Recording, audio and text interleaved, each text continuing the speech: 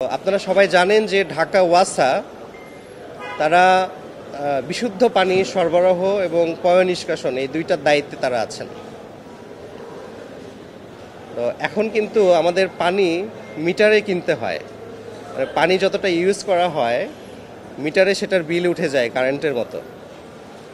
আমি যদি একটা এক্সাম্পল দেই যে একটা 10তলা বাসার প্রতি মাসে পানির বিল, পানি এবং পয়ঃনিষ্কাশনের বিল প্রায় 28 থেকে 30 হাজার টাকার মতো চলে আসে।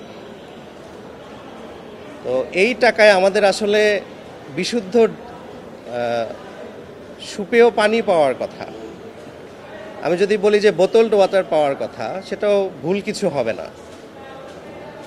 কিন্তু আমরা খুবই দুঃখজনকভাবে বেশ কয়েক মাস ধরে দেখছি যে ওয়াসার পানির সাথে ছোট ছোট লাল কেঁচো আসে, ময়লা আসে, দুর্গন্ধযুক্ত পানি আসে। বিভিন্ন জায়গার বিভিন্ন নাগরিক যখন ওয়াসার কাছে যায়, তারা সম্পূর্ণ দায় এড়িয়ে বলেন যে আপনাদের ট্যাঙ্কি পরিষ্কার করতে হবে, আপনাদের ট্যাঙ্কিতে সমস্যা। ওনাদের কথা মতো যখন ট্যাঙ্কি পরিষ্কার করা হয়, কোনো ফলাফল পাওয়া যায় না, সেম সিচুয়েশন দাঁড়ায়। প্রথমত ওনাদের যে দায় এড়ানো, যে অ্যালিগেশন যে আপনাদের ট্যাঙ্কি পরিষ্কার করতে হবে, এটা একটা বেসলেস কথা। ঢাকার সবাই কি হুট করে ট্যাঙ্কি পরিষ্কার করা বন্ধ করে দিয়েছে? সবসময় তো আমরা এর আগে তো কেঁচোসহ পানি দেখিনি, তাহলে এই কয়েক মাস ধরে যে কেঁচোসহ পানি আসছে, তো এটা নিশ্চয়ই ওয়াসার দায় নেওয়া উচিত ছিল, তাদের দেখভাল করা উচিত ছিল যে কোথায় কি সমস্যা। তো তারা এটা না করে কমপ্লিটলি ইগনোর করে চুপ করে বসে আছেন। আমরা মাসের পর মাস পানির টাকা দিচ্ছি, বিল দিচ্ছি, তার বিনিময়ে কি পাচ্ছি? কেঁচোযুক্ত পানি। চিন্তা করে দেখতে পারেন, সকালে যখন আপনি ব্রাশ করবেন, কুলি করার জন্য পানিটা নেবেন, হাতের মধ্যে একটা লাল কেঁচো চলে আসলো, কেমন লাগবে আপনার? এই দেশে বাস করতে ইচ্ছা হবে আপনার?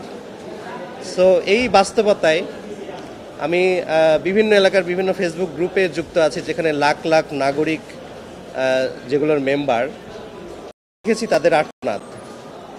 তারা এই থেকে পরিত্রাণ পাওয়ার জন্য হাহাকার করে। ঢালাইয়ের সেরা প্রিমিয়ার সিমেন্ট। প্রথম আলো এবং ঢাকা ট্রিবিউন সম্ভবত দুইটা নিউজ পেপার আমরা অ্যাটাচ করেছিলাম। অ্যাটাচ করে আমরা জনস্বার্থে একটা পাবলিক ইন্টারেস্ট লিটিগেশন করি। আমি নিজে এটার পিটিশনার ছিলাম। তো আমাদের সাবমিশনে সন্তুষ্ট হয়ে হাইকোর্ট ডিভিশনের একটি honourable bench presided by mister justice Habibul Gani, সাথে ছিলেন mister justice SK Tahsin Ali. তো এই ডিভিশন বেঞ্চ সন্তুষ্ট একটা রুল নাইসাই ইস্যু করেছেন এবং ওয়াসাকে একটা ডাইরেকশন দিয়েছেন যে অবিলম্বে ঢাকার সকল এফেক্টেড এরিয়াতে বিশুদ্ধ পানি সরবরাহ করতে হবে। এবং এই কয়েক মাস যে পোকাযুক্ত পানি নাগরিককে সরবরাহ করা হলো, এটা কেন হয়েছে, ব্যর্থতা কোথায়, দায় কার, সব কিছু নিরূপণ করে 2 মাসের মধ্যে অনারেবল কোর্টকে একটা রিপোর্ট প্রদান করতে হবে। তো এটাই ছিল অর্ডার। রুলটা 4 সপ্তাহের হয়েছে। আর ডাইরেকশন সেটা হচ্ছে যে ইমিডিয়েটলি ক্লিন ওয়াটার সাপ্লাই করতে হবে এবং 2 মাসের মধ্যে রিপোর্ট প্রদান করতে হবে যে ব্যর্থতা কেন ছিল এবং এখন তারা যে ক্লিন ওয়াটার প্রোভাইড করছে তার সপক্ষে রিপোর্ট প্রদান করতে হবে।